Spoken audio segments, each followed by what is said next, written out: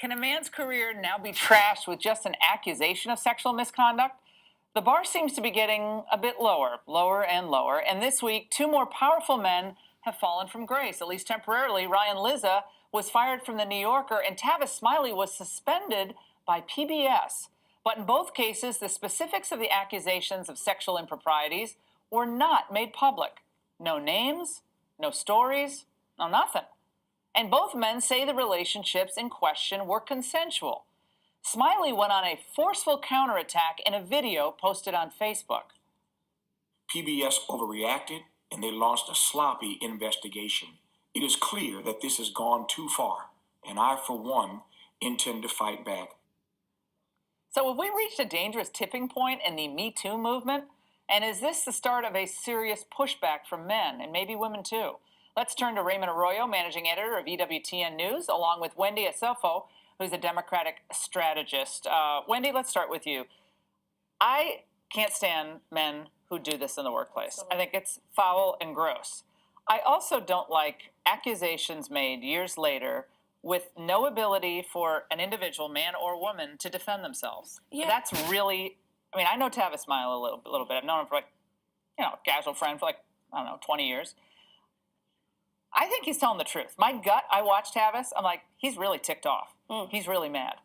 And now a consensual relationship in the workplace is apparently tantamount to sexual harassment. What's your take? Yeah, it's really interesting. I think one thing that stuck out to me when Tavis was talking is that he kept on talking about this consensual relationship. And that's great if he had one. But the allegations from PBS, they talked about multiple relationships. And that's what's interesting. About multiple consensual relationships. You can't have those? I thought it's a free love generation now. We can do whatever we want. Absolutely, you can do what you want. Yeah. But they said it's not just one person that was consensual. There's actually other people there. So, how's that harassment? But you know what's really interesting here is this whole notion of due process. Due process is a legal term. When we're talking about the employment, that does not go into the realm of the employment agency. Wendy, in the name of justice, though, you can't just be charging men and having secret investigations with people who may have had consensual relationships with him. Maybe he's telling the truth. Here's my problem. We are seeing a rash of this. This feels like a revival of The Crucible. I hope Arthur Miller is getting residuals for this. Look, I have a guy I worked with years ago in Summerstock, Robert Knepper. Okay. He's a great character actor. He's on a show called iZombie on CW. Oh, yeah. They suspended him for multiple sex abuse allegations. Today, they cleared him of all those charges. He's back at work and on the set. That's how it should work. But he was almost driven away entirely. His name was, the reports went out there in Variety and the Hollywood Reporter. His name was tarnished as a result of this. And I worry when you have dead people now being charged. Wait, who's dead getting charged? Right Samantha Fox charged David Cassidy, who's been dead for 2 weeks, with sexual groping in the 1980s.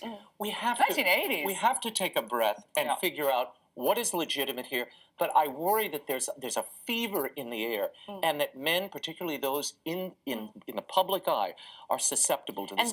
And that is the court of public opinion. And I do think that that's the downside. The downside is even if you are proven innocent, the court of public opinion has already judged you, and it's hard for you to get your name back. I think it's going to start happening to women too. Women in positions of authority, bosses.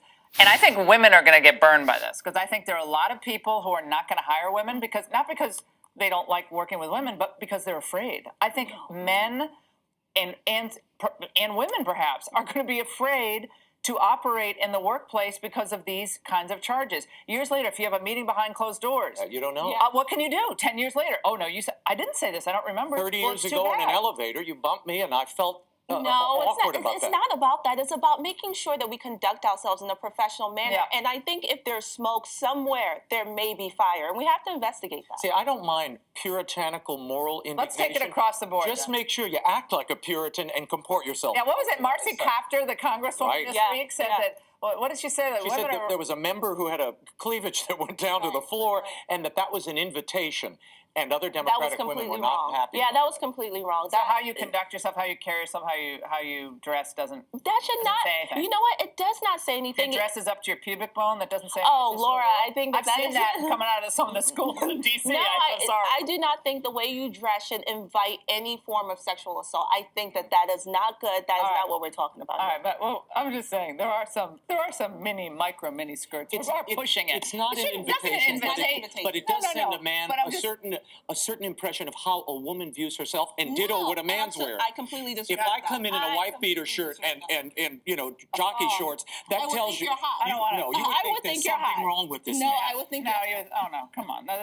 So Paul Ryan says we should have more kids because we have to support Social Security. Apparently, he said, look, we have to do our part. What's the fertility rate in the United States? How many kids are we having? 1%. Beneath 1%. Now. Beneath 1%. Yeah. So that means we don't replace our population. Barely, just barely. I mean, look, here's the bottom line. Okay. Social Security is constructed, you know this one. Yes. It's constructed so that the new generation sustains the old. Absolutely. If you're only having one kid and you have two parents, you have a problem. And that's what Paul Ryan is essentially saying. We need more kids. Well, let me go ahead and take a dig at the Republican Party while I can, because at the end of the day, a lot of millennials are not having kids because of our social structure as it stands right now. Today is the anniversary of Sandy Hook, right? There's people who are dying. People don't want to have kids in this environment. Or because they feel they're already paying somebody's retirement. Why they can't afford a kid. Guys, by the